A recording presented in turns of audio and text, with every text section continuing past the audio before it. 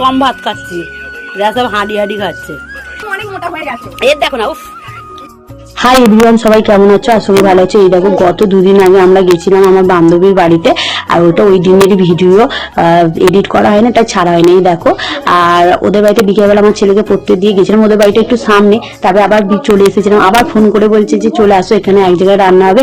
কি কারণে? ওদের যাতে গ্যাসটা তাড়াতাড়ি শেষ হয়ে যায়। লোক আবার ভাবছে যে গ্যাস তাড়াতাড়ি শেষ না হওয়ার চেষ্টা করে, এই আবার গ্যাস তাড়াতাড়ি শেষ হয়ে যাবে। আসলে কারণটা কি হয়েছে, ওর ছেলের জন্মদিনের সময় ও গ্যাস বুকিং করে দিয়েছিল, ওদের হিটের ছিল না, আর ওই জন্য গ্যাসটা এসে গেছিল। অন্যজনের সিলিন্ডার নিয়েছিল, ওদের সিঙ্গেল সিলিন্ডার, তাদেরকে তো গ্যাসটা সিলিন্ডারটা তো দিতে হবে। ওই জন্য ওখানে রান্না বান্না হয়েছিল। ছাড়ো, তোমাদেরকে বলি কি কি রান্না হয়েছিল।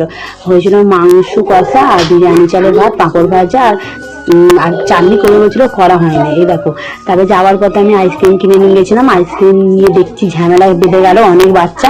তারপরে দেখো, আমি আনাজ কাটতে বসে গেছি। ও আর আমি দুজনে মিলে জোগাড় করেছি। ও ভাতটা করেছে, আমি এইসব আনাজ ফানাজ কেটেছি।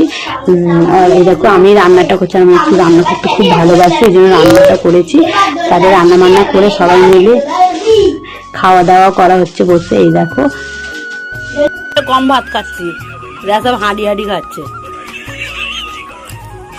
এ তো বুড়া দাম, কেন তুমি অনেক মোটা হয়ে গেছো? এর দেখো না, উফ।